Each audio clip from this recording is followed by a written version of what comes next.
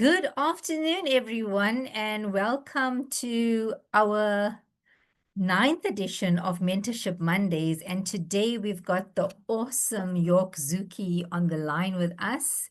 As you can see, we're looking forward to this very, very interesting conversation. And today we're going to be talking about everything in terms of doing business in the modern day and age. And we titled this talk Business Unplugged. I can't wait to hear from York. As many of you know from being part of Mentorship Mondays for a while now, I like introducing people not based on the profiles they sent us, because, if I had to read York's profile, even the ones we research online, it's just far too impressive. And I'd rather share more about the way I met York and, the experience that I've had in engaging with him over the years. So the amazing part is I've known York for the last, I think over a decade, York, close to 12 to 13 years. It's almost a decade and a half. And we've had the privilege of working on some amazing initiatives together. And we're looking forward to working on some life-changing initiatives as we start shaping the world of entrepreneurship together, making entrepreneurship and entrepreneurship education accessible to more individuals globally. And as I worked in corporate South Africa, and even now as an entrepreneur, I've always been able to call on York to come together with solutions that can really help entrepreneurs navigate this space and to get the skills and knowledge they need from the experts that are out there, and being someone that's trusted, by so many globally, to have these conversations and conversations that matter. We are extremely privileged to be joined by York today. I can't even tell you which part of the world he's in right now, because he's one of those individuals that calls every country that he moves to his home. And we've had the privilege of having him in South Africa for over 2 decades. And now globally, he's still making an impact, but still adding value to entrepreneurs here in South Africa. So over to you, York. We can't wait to hear from you, and we can't wait to have a conversation with you and open this discussion up to so many that have joined us online and those that will be watching this via YouTube later. So over to you, York. Awesome, Jayshree. Thank you. Thank you, everybody, for also investing the time in today. I think the structure, the format of this is going to be about 4.5 hour monologue by my side. There'll be a 5 minute toilet break in between, and then we leave 2 minutes for questions and answers. And that's exactly as Jayshree begged me not to do it. So on a less serious or more serious side, actually, less jesting. So it's really, Jayshree and I go back a long time. And I think if we go straight into the topic, and really we're just going to speak a few cornerstones, is that Jayshree and I kind of embody what the modern world looks like. It's people who trust each other, who know each other well. So she knows all my flaws. She knows what I'm not good at, as well as what I'm good at. So we pick each other up. And I'll talk to it just now in terms of how the world has changed. Obviously, there's quite a few of you here, and there's going to be many more watching. I don't know all your specific circumstances. So I'm really inviting you during this session now, even to write what you do. And that gives me also a sense of who you are. And then we can also bring up examples and speak more to specifics. But I think I'm not going to go now and spend a lot of time describing what the world is like. You're all very media literate, you're online, you're plugged in into the economy, you understand that there's a lot of AI tools coming, that the world is changing, et cetera, et cetera. So I'm not going to go into a long spiel about the big picture. I mean, consume a couple of amazing podcasts, ask your local AI representative to give you a summary of how the world is changing, and they'll give you all the stats, all the background. I want to go straight into what matters. And to give you a practical sense, we run the online academies of 455 cities in 29 countries. So for those of you who know the city of Cape Town, city of Tshwane, Kululeni, for example, when you go to the municipality webpage, there's a link says, do you need help to start or grow your business? That's us. And we support about 1.8 million students a day. I say all this to make the point that we get a lot of data about what's happening in the world of work. And I loosely define the world of work from idea stage, hey, I have an idea, I want to start a business, to how do I get started, get a prototype, to how do I find my first 10 clients, to how do I scale my business, with a broad umbrella of individuals like professional service, engineers, architects, data analysts, to plumbers, gardeners, builders, and so forth. So we've got a broad church in which we welcome everybody. And if we had to extrapolate all what we see on the ground, it's very, very encouraging, despite how confusing it may look. And it goes back to this, that I think I made some key points. And I think the first one is that more than ever, relationship matter. Because as crazy and as confusing and as fast moving the world of AI and digitalization, and you've got to be on Instagram and you've got to push and market and so forth, business is done between two human beings. Generally speaking, if I look at some of the people online today, some of whose backgrounds I know, you are not yet running a company with 100,000 employees, but spanning in 27 countries. So in the life cycle of entrepreneurship, if you know the curve, the classic bell curve, you start with an idea, you prototype it, you pilot it with the first clients, you grow it with a few clients more, etc. In that span, most of you are probably towards the beginning bit. You may have 10 to 50 clients here and there. You might be pushing, but it's still very much a you and maybe a couple of people around you. So I'm actually just going to look if in the chat, where's the chat? So nobody wrote. Bad people, going to start kicking you out. So I'm really inviting you also to just share what you're working on, share at what phase of business you're in. That gives me a bit more flavor. But in this phase you find yourself in, I am hesitant to make it a rule because I don't believe in absolutes. But if I can make a recommendation, ignore what's happening around the world. Ignore the pace of change. That doesn't mean to be oblivious to it, but let me give you a practical example. We do one of the most boring, easiest to copy things in the world. It's an online academy with short courses. I mean, there's nothing original. It's no fancy AI learning algorithm that. And one day somebody's going to come better with something better. But customers need a solution that works and they can deploy today. And that customer was through personal recommendations, word of mouth. It was through relationship building, partnership, and so forth. So if there's one thing I can tell you in this crazy world in which we live in, is that relationship matter. Your your reputation and track record also makes a huge difference. Jayshree very kindly, and I still have to pay her for the kind introduction. Jayshree, don't do such a nice introduction about me until you've seen how much I pay you, because you might be disappointed in how much. Hey, nobody is laughing. Everybody's got their screens off. This is not fair. I'm only looking at Aldo right now. So I am reminding all of us in this crazy world that you might get some business leads via digital channels. And again, for some of you will be more, some of you less.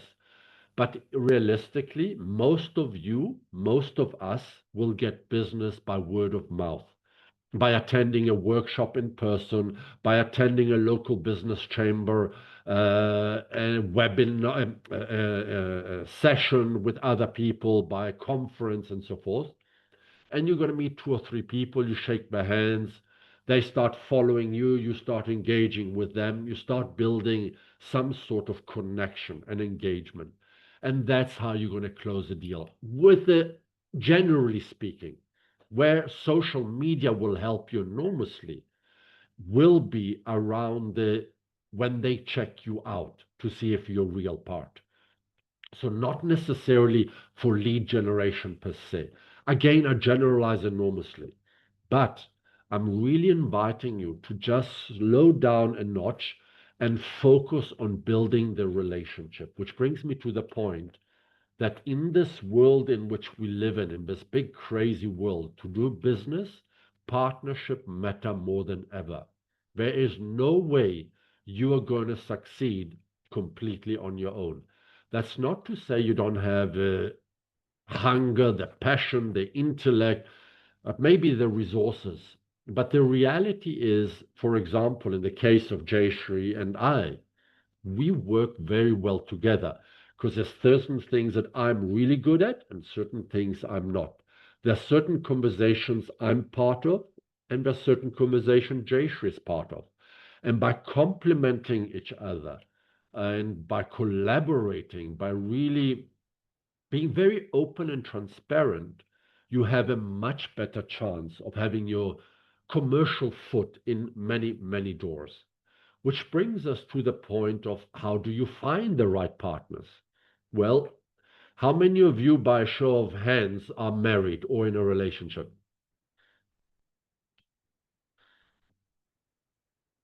Okay, I see one. Okay, so this is a singles club. Sisambile, okay, two. Bonamelo, fantastic. Okay, so we got more singles than we got committed people. And so, when you look at how you met the person you're in a relationship with or married to, you didn't meet somebody in a bar and ask him to marry you on a first date. Well, I don't know. Maybe Brandon did. Just kidding. Sorry, Brandon. Jayshree, well, I've been told that I should be really a little bit more formal and serious today because this might be used in other channels. And of course, I totally refuse to do so and to follow script. And Jayshree, you can revoke your kind words from the beginning if you wish.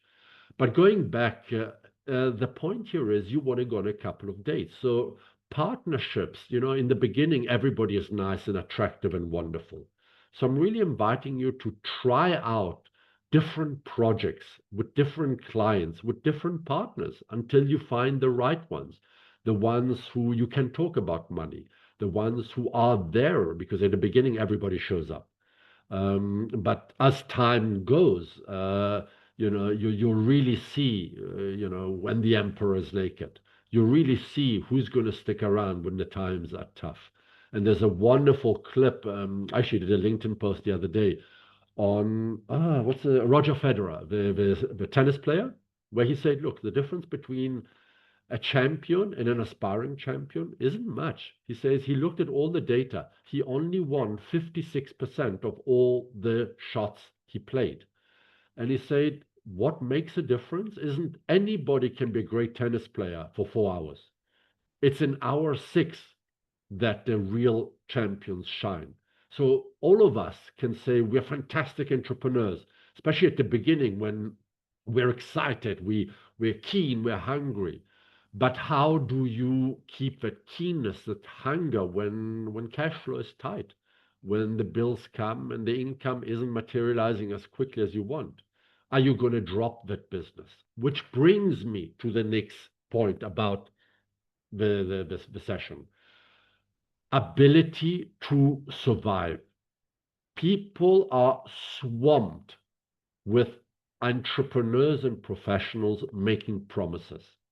So in this day and age, it's even easier to create marketing campaign, marketing fluff. There's sparkrockets.com. There is a whole bunch of Gemini products that Google launched now that are basically free that can generate a whole marketing campaign, website, slogans, and posts to do across all social media tools. And so it's very easy to sell. But companies and people aren't fools. They look at this and say, yeah, Brandon, I like your marketing. It's all persuasive. It's all very good. But I want to know If I'm going to commit my reputation as a company by buying your products or services, I want to know you're going to be around the block. You're going to be down the line, still alive and providing the service or after sales support. And so what we are seeing, and it's again not an absolute, it's a high probability of certainty. What we are seeing on the ground is that for a business to really take off and succeed, it takes time. That's not for lack of people interested in you or your ability to deliver on something. It's just that people are wary of trusting the latest kid on the block. And remember, there's a cost to somebody buying from you. Again, I generalize, depends what your services are. If I'm having to redo the garden because I want to sell the house and improve the garden, the risk is minimal. I just need a gardener for 2, 3 days a week, whatever the case may be. But if I'm going as a company, buying your software as a service product, buying your workshops and so forth for a year, well, then I want to know, well, did you just pop out of a block or have you been around the block? Which you might, behind the curtains, be struggling to survive and borrowing from your credit card to pay the electricity, and you might be working from a terrace or a coffee shop.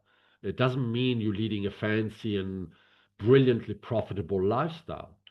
And so the point of this is, in this day and age, people want to see that you've been around, which means it's going to take longer for you to break even, to win clients and break even, which means you got to find a more sustainable way. I have personally raised funding in the past and also burned through a lot of my own cash by immediately at the outset renting a beautiful office, hiring people, and just trying to grow. There's nothing wrong with doing it the cheap and easy way. Don't overspend yourself. Commit if you can. Again, circumstances vary, but commit to your business in a way that maybe for 5 hours a day or 4 hours a day, you're working another job. Doesn't have to be a glamorous job. Do something, depending what your background, do waitering, basic consulting, mentoring, lecturing, whatever the case may be. And then for 3 hours a day, dedicate it to your business. That allows you at least to reduce your cash burn rate, if not at least break even, and be around for 1, 2, 3 years. The startup tribe, I told you, we're in 455 cities. We started very strong in the first 8 months, and then nothing happened for almost 2 years. Nothing. I really thought, okay, should I keep it open? Should I not? And then slowly people started and saying, yeah, we need this. It doesn't matter now what we do exactly and the value offering. But it just takes time. So you need to be consistent. So find another source of income, which brings me to the next point. That consistency will generate results slowly, but almost surely. But surely, that doesn't mean having the same thing for the next 3 years and never changing. Listen, learn who to not listen to, but that consistency of being around will start generating some traction. It may not be wildly profitable traction. It might be a collaboration. Uh, but that collaboration means equals a track record, equals traction. And traction is the biggest unlocker of financing and funding there is. 4, 5, 6 years ago, to finance your business, you needed either venture capital. For those who don't know it, it means somebody believes in you and invests money in exchange for a portion of your company. You might want to borrow money from the bank or borrow money from friends, fools, and family. Today, there's far many more options. You can, for example, if you got an order from a large organization, but you don't have the cash to fulfill that order, give you a practical example. Standard Bank, just a name, random name, wants me to provide them with 1,000 of these water bottles, but branded with Standard Bank. Great, but I don't have the money to buy the stock. Profit share partners in South Africa will take that invoice and actually provide you the cash to buy that stock for which you can fulfill the order and then get the full amount. So that allows you to see that with traction, you're able to unlock financing and funding. There's also tokenization of business model. There is not webinars, I just forgotten what it's called. Crowdfunding. There's many different options. That doesn't mean there's an easy solution out there, but traction opens doors much faster than promises, than big dreams and ambitions. Hi, I have an idea, I have a vision, I'm going to do this, and I need 1 million, 10 million. It doesn't matter the amount. The point here is people don't buy the vision thing anymore as much as they used to. Today, you can stress test also your ideas much more. I spoke of this tool called sparkrockets.com, which is free of charge. I think it's free of charge for limited use, but in there you can throw. In fact, I actually did this exercise with the startup tribe in Gemini, which is one of the AI tools. Throw your business, tell it to go look at your website or your PDF or your PowerPoints and say, listen, criticize my business. Tell me your competitor. Tell me my competitors. Tell me what's good and bad and where you see risk and so forth. So you can play around. And it actually brought some really, really interesting things. We talked about not growing alone. And I'm cognizant, and I got another 2 minutes before we open it up for Q&A. I think then the last 2 minutes is really talking about the fact that for most of us, finding clients is the biggest challenge. I know for many, it's no, I need to get my product perfect or my software or my website or my service absolute to perfection. Your biggest challenge is clients. And finding clients is finding networks challenge. It's accessing those networks. Bonamelo or Raksha might be talking right now with a city who might be interested in the service or the offerings we do, but I didn't know that she's talking to them. To me, they always close the door. I never met them. So your biggest challenge is to build a body of people around you that endorse you, support you, that are brand ambassadors for you. That goes back to the first point we made. Build those relationships. It allows you to have your foot in many, many more doors. And when those feet that are now in the door, when the door does open, this I think is a final point for this part of the session. When that door finally opens, it doesn't matter who the client is. It might be a big organization, medium-sized organization. 10 years ago, 8 years ago, if you told them, look, I'm a startup, I have limited resources, will you do business with me? The answer is almost an emphatic no, unless you're in some sort of enterprise development or suppliers program. Today, the awareness that, or the acceptance of doing business with startups and small businesses is actually much more open. So you might find a foot in the door, especially if you play transparent. You will say, Amanda, look, I really want to do business with you. You have an amazing organization. I'm a startup, but I've got a lot of experience, know-how, talent, and expertise, but I cannot do everything. Do you want to work with me? Can we work together to deliver this and this? I can do this really well, and you bring the rest, or offer me some office space, or warehousing, or. And in our experience, what we've seen on the ground, there's much more willingness, not total willingness, but much more willingness to allow entrepreneurs to come into the sphere of government, of business, of organizations, and so forth. So I think, Jayshree, how am I doing on time? I think I'm pretty much on the dot. Really, really well, York. Thank you so much. I mean, that was amazing. And I'm sure, the individuals that are joining us online have some questions for you or discussion points. And, we're going to also start, York. I have a question for you as well. So, in this time of LinkedIn and Instagram, how do you actually weed out, those that are authentic and can actually deliver, the fake versus the real, in terms of, what they put out there? Because we've seen this. I mean, you made a very very, very valid point about traction. It's like the more clients we get, the more interest we have in the work we do because we can show real progress towards achieving certain goals. But how do you actually separate the real from the fake in this online world? Oof. I think I actually don't know. So what I do on a very practical level, I think I should actually answer it in two parts. The first, I'm just putting a caveat. Social media companies, platforms, Instagram, Facebook, all the various tools, LinkedIn, make you think that theirs is the only way you can connect and sell and advertise and promote because they have a vested interest in pretending that they are more important than they are. They are important, but again, it goes back to the point earlier. Don't forget to meet people in person. Don't have to do it always. For example, we often meet people in person the first time, and then thereafter it's pretty much digital only.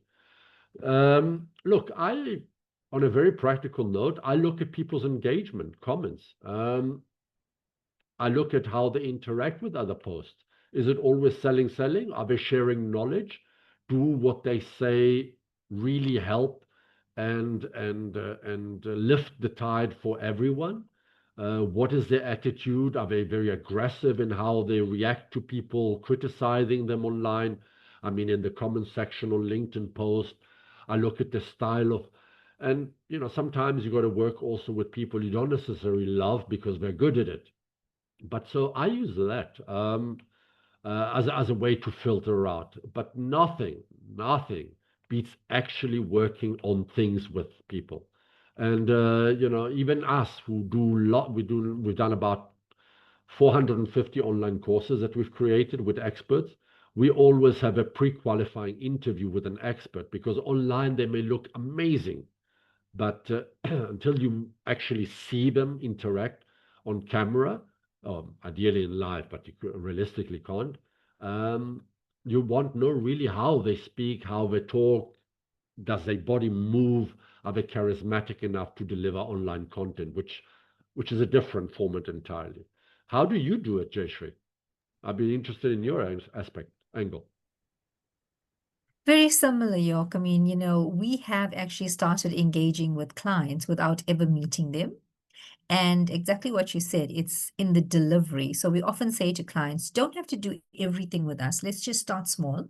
Let's deliver something. Maybe the relationship doesn't go well because it is a relationship. It's something that you're building. So maybe you first have a cup of coffee before you then go out for drinks, before you then go out for dinner, and then, on another date. So it's that let's test and see. So very often, even with Mentorship Mondays, if we want to bring on a technical expert, we'll invite them to do a Mentorship Monday with us. We'll test to see how they engage, are they engaging enough? Can they actually get across the line with their message? So we do it in a very similar way. We like to test out the technical experts, but sometimes you need to test out your clients. Let's be honest. We cannot be everything to everyone. We might not want to work with every single client that's a potential client out there. So you've also got to align from a value systems perspective. Do you align with what they're actually putting out there? We also do read, what are you putting out there? What do you stand for? How do you engage with others? Are you just consuming content or are you contributing to it? Don't stress if York has stepped away from his computer. He's probably got to get another pair of earphones. There you are. York's back with us. But I'd love to open it up to the individuals that are on the line as well, York. There might be some comments Yeah, that we have from them. But York, over to Jayshree, you. I just want to say add something. The reason why I disappeared. I'll just show you something. Oh shucks. The screen background. Oh, yes, there we are. We can see something. Okay, it doesn't really matter, guys. It's the point is. Wait, let's see if I can remove my background. Remove. How do you choose adjust background effects? My God, adjust. I'm the whitest person you'll ever met. So can you guys see this? So it doesn't matter. Yeah. I'm not going to explain it now. Um, I think this points to the importance of vision boarding who you want in your life. I mean, for those who don't know what a vision board is, it's really with a piece of paper and a pen, sitting down and saying, well, how do I want to live my life? Do I want to spend 80% of my time doing HR because I got 1,000 staff? Or do I want to live near nature and so forth? And I did this to say, okay, which are the clients that I want to work with? And at which, here are all the different types of clients we currently have. And then I said, okay, actually, the ones that I really enjoy, they may not be the most profitable, but I really enjoy working with them. And the ones that we don't really love, and there's no way of telling if you love them at the beginning, we're slowly getting rid of them. And I mean this with love and respect, because they might feel the same about us. And it's exactly, Jayshree, you've got to decide who you want in your life. So that was my 2 cents on your 2 cents on my 2 cents.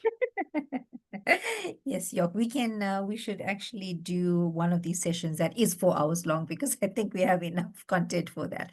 But I'm going to open it up to the individuals in the room with us. York and I get to speak almost on a weekly basis, at least 2 or 3 times a week. So let's get going with the conversations that might want to happen in the room. If there are any questions or comments, please feel free to raise your hand and we'll direct those to you. I have some other questions for York if there aren't any coming from the room. But I see we've got some interesting individuals on the line with us. Hi, Raheel, great to see you. Raksha's got a hand up, York. Raksha, mutual friend, let's hear from you. Oh, yeah. Unmute, please. Hello, York. Hi.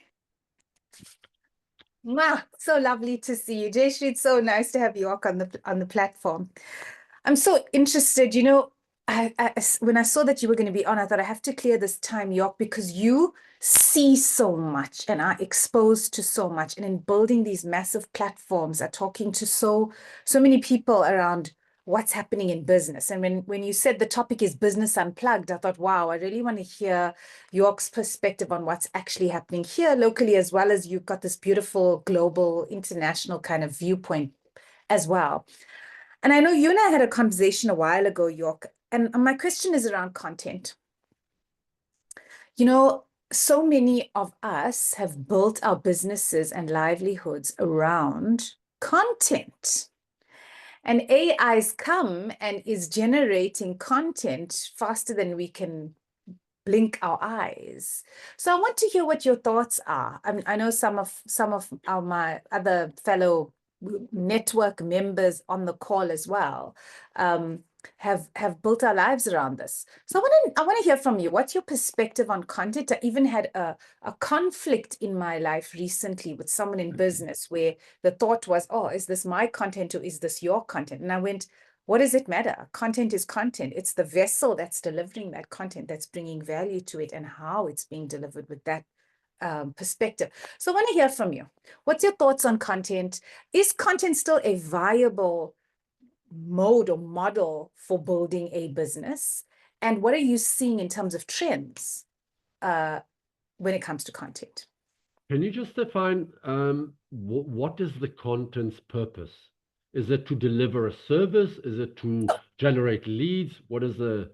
So let me use myself as an example. Okay, so you know me in the capacity of the work that I do with various development programs. So having run a branding marketing agency for 18 years now and having had immense experience in that space, I can speak on brand strategy, marketing strategy, digital marketing. I can put a masterclass together. I can put a workshop together. I can put a blog post together. And so I package that and sell that to my various clients to deliver. That's my question. So is the world moving to a space where actually AI is just going to come on, e-learning, self-paced e-learning is going to come on where we can go in and have that? Or is there still a space for the type of content delivery that I'm speaking around? Again, I don't want to say something with absolutes. So please take everything I say with a pinch of salt. It's my perspective, and the world is big enough to entertain many perspectives. Let me give you a practical example. So first, I think the short answer is engagement trumps content as a tool for lead generation. And by lead generation, I don't mean that somebody goes online and buys your service, but somebody goes online, engages with you, and then checks you out, has maybe a discovery call, and then says, Raksha, I really like you. Maybe you can help me. I'm trying to achieve this in our organization. Can you develop a program? So the content itself will not, I say it again, pinch of salt, but if you engage with people on LinkedIn, and by engagement, let's use LinkedIn as an example. I would invest more time commenting on people's posts and reacting and replying and adding value and saying, well, Jayshree, that's a great point that you raised. We saw it actually with a project we did. So you kind of sneak in a little bit your track record. And so engage with that, because the algorithm don't promote any more content. They don't reward content. They reward engagement. So yes, do still post content from time to time, but don't do promotional content. Do, hey, I just did this for a client. Here's 3 tips that you should also do if you consider doing that. Or this is how we lowered the electricity bills for this business. Here's the 3 things you can do for your own business. So what you're doing through that is you're showing that you have a track record, you are busy. People like to work with people who have other clients. Doesn't matter if it's absolutely true or not. You can fib it a bit. My grandmother called me and I'm doing her garden. No, it's a proper business. I'm a rescaping, redo anyway. So engagement trumps content. But for the delivery, again, I go back to the original point, it's people again. People who, I say it sounds horrible. People who don't have money but have time want for free. People who don't have time but have money need somebody they can trust to deliver whatever problem solution they're looking for.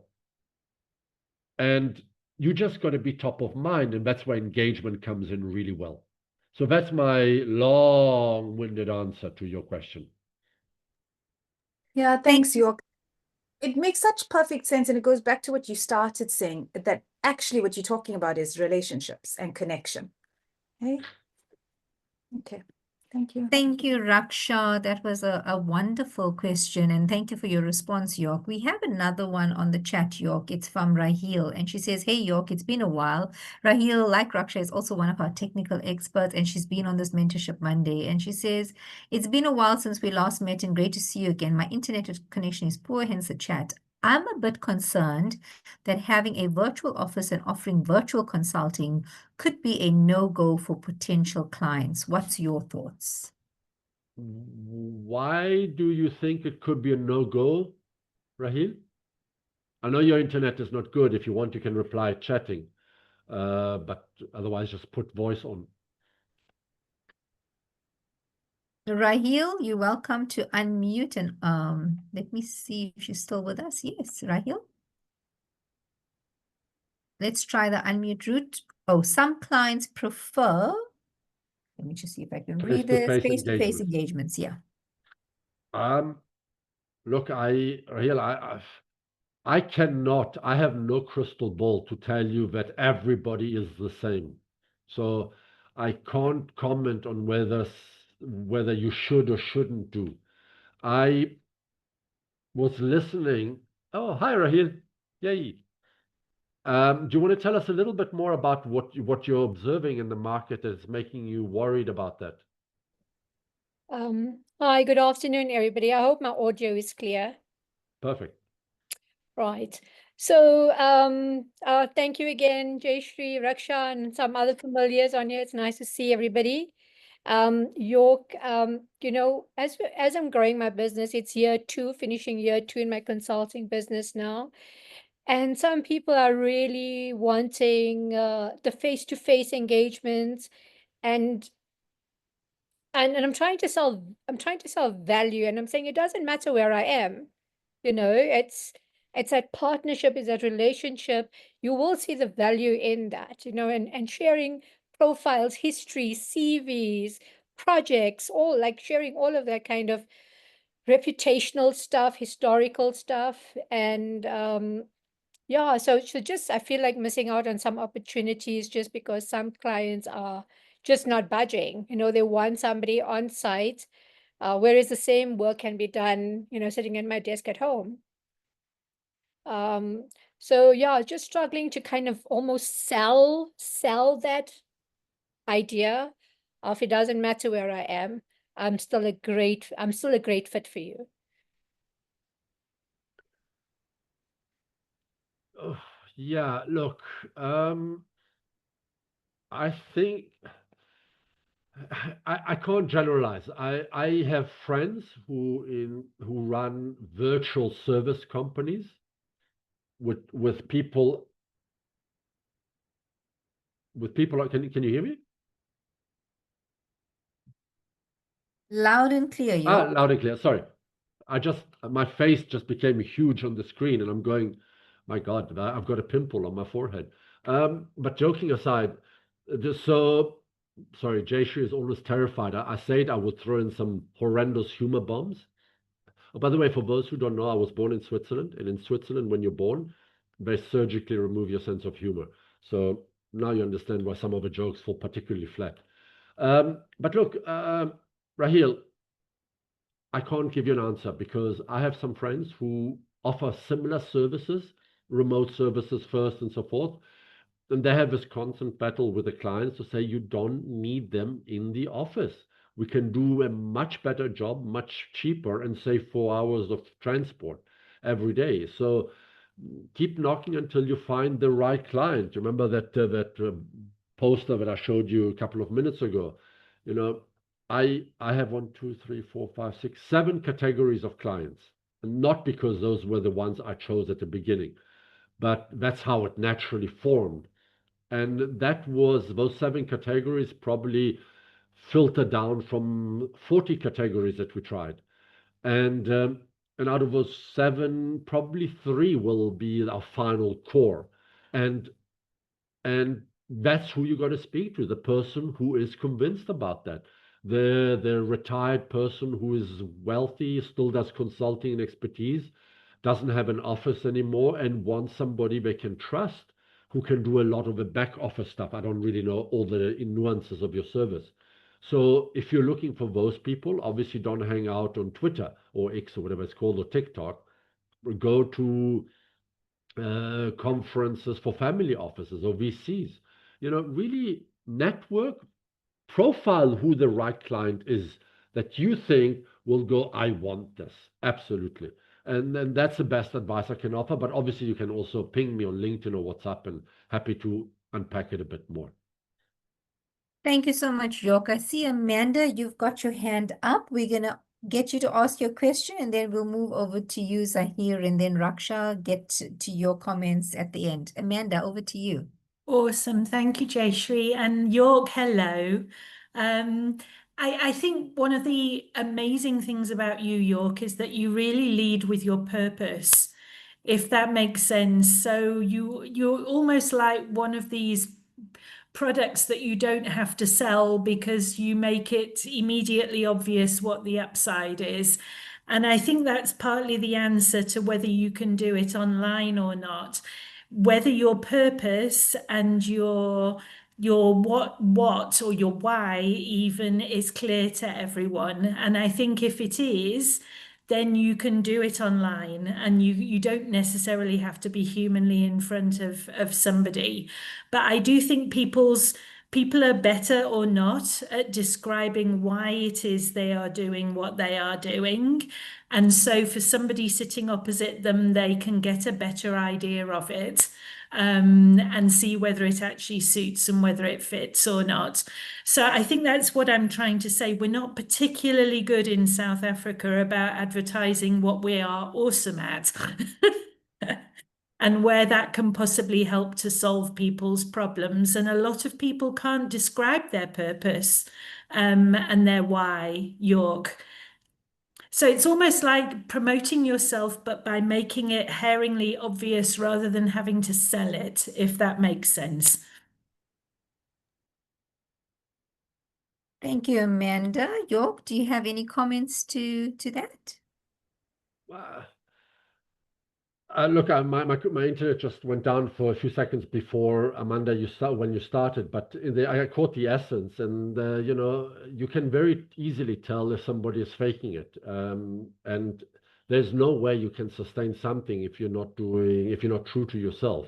It's like the wind in a sailboat, the wind is your why, and if there's no wind, after a while, it doesn't matter how fancy your sailboat is, it's not going to go much further.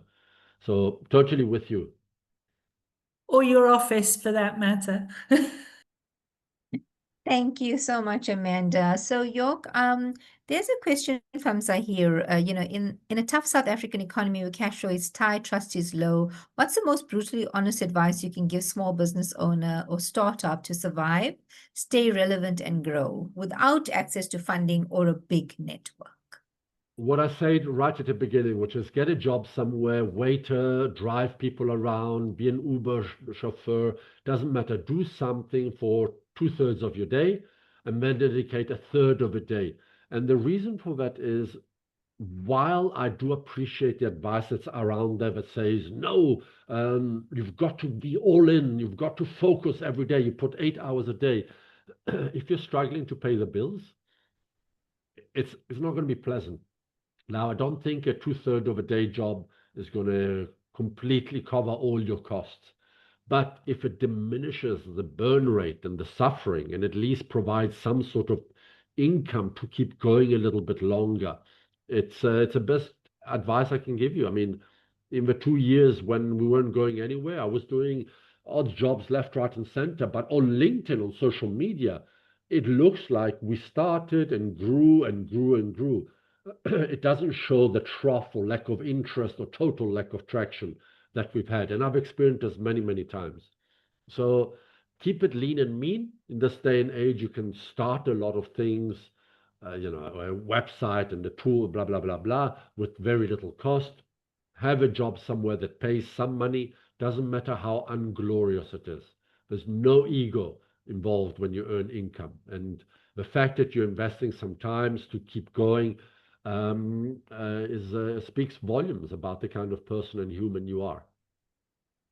Thank you so much for that, York. And, we often tell individuals, and I've told my kids this many times because we've done this firsthand, is, do what you have to so you can do what you want to. And I think that's important because, sometimes you've got to, like you said, you've got to pay the bills. You can't feed from an empty cup. So we've got to make sure that we do what we need to do so we can do the work that really matters. And Raksha has said, if you still have some time at the end, please share a few general trends that you are seeing at the moment in business. But before you answer that, I also have a question for you that I'd like you to think about. You've been so generous with your knowledge. I mean, just today on LinkedIn, I saw you creating a video on how to create short courses, so you're always contributing. So, is there that fear as well that the more you share, you can be copied or replaced? Because I don't think so, but I'd love to hear your views on this. And I'd love you to take some time to also answer Raksha's question. I'm sure you can see it in the chat as well. And in that, we'll do your closing statements as well.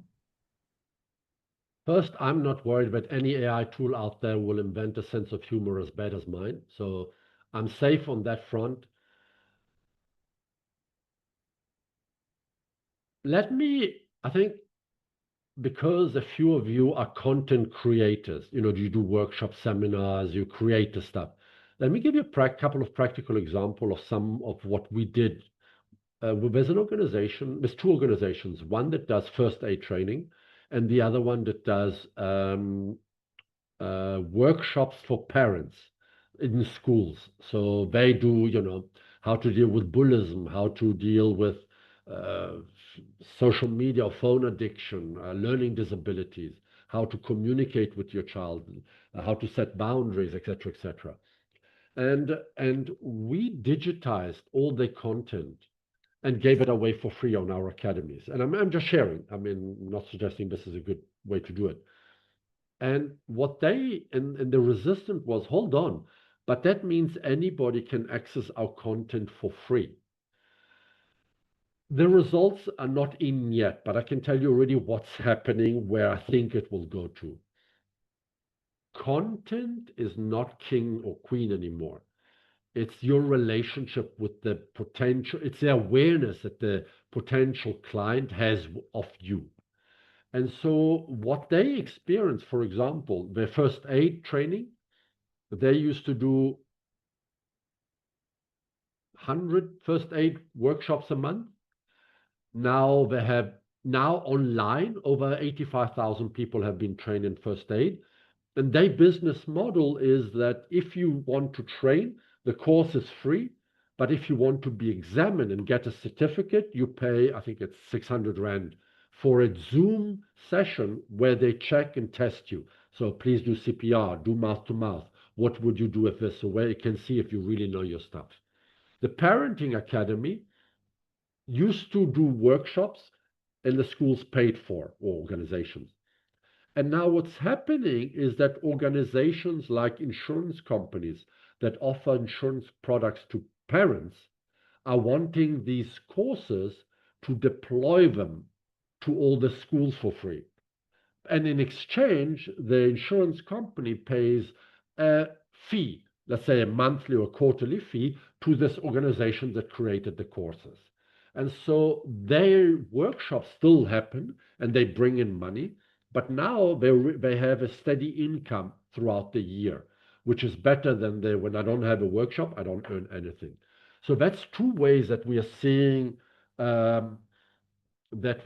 content being reshaped, where the content is not really the essence anymore.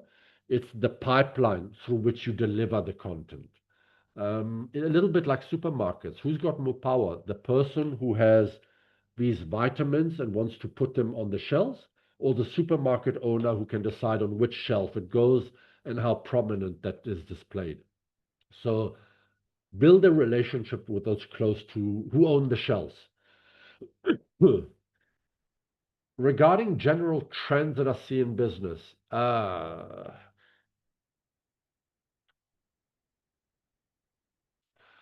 with such a broad topic.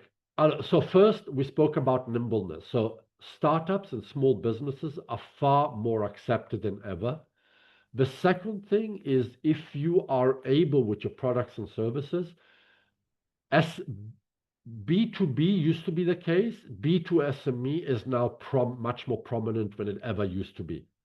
So where we maybe in the past went much more to large corporation and so forth, going back to my point from a minute ago, where I said, go to the gatekeepers, go to those who own the shelves. So go now, if you were doing workshops with large companies, start going maybe over to business chambers, organization, parenting clubs and association, go to communities and so forth, where yes, the price may not be the same as you got from corporates, but remember that the community has a budget, that business chamber has potential sponsors for your workshop. So maybe instead of this being the APSA workshop, it's now the local pick and pay store with two spaza shop and a hairdressing salon sponsoring this. I mean, semi-joking, but you get where I'm going. So do not neglect business to SMEs or providing services to local communities, which also there's a wonderful course on the WOMIX platform academy, which is how to find a job in the SME sector. Because we often, all of us are ambitious, hungry. We think we're intelligent, at least you are, I'm not. But we keep knocking on large companies, hoping to get a foot in the door there, and it takes forever, maybe a year or two, if ever they take. Where instead, all around us, we're surrounded with opportunities to earn an income. It might be more laborious, more time-consuming. The checks might be smaller, but they're more regular. So I'm just inviting you to not lower your ambitions, but lower your expectations and the cost structure of how you deliver your service or product. And do look at your market around there, in the road that you live, in your community. So that's really, I think, at a very high level, the trend that I'm seeing. A big shift towards small and medium-sized businesses as potential clients for us. Thank you so much, York. I mean, this has been gold. For those of you that are wondering why is Jayshree sitting here today in a t-shirt, this is not just any t-shirt, it's a Liverpool t-shirt. Liverpool won the league yesterday, so that's me celebrating Liverpool. But on a more serious note, York, I have to apologize for everyone that dialed in that thinks we did a catfish on them, because York asked me to choose his picture. I chose one, I think, from his Goldman Sachs days. So York, I was young. that's me thanking you and allowing me to choose your picture. You know, we also have grown up with, they also removed my funny bone. Jay always says I can't be a stand-up comedian because I laugh too hard at my own jokes. But I'm just, I'm so happy that you could join us, York. I know we have tons of topics we could talk about.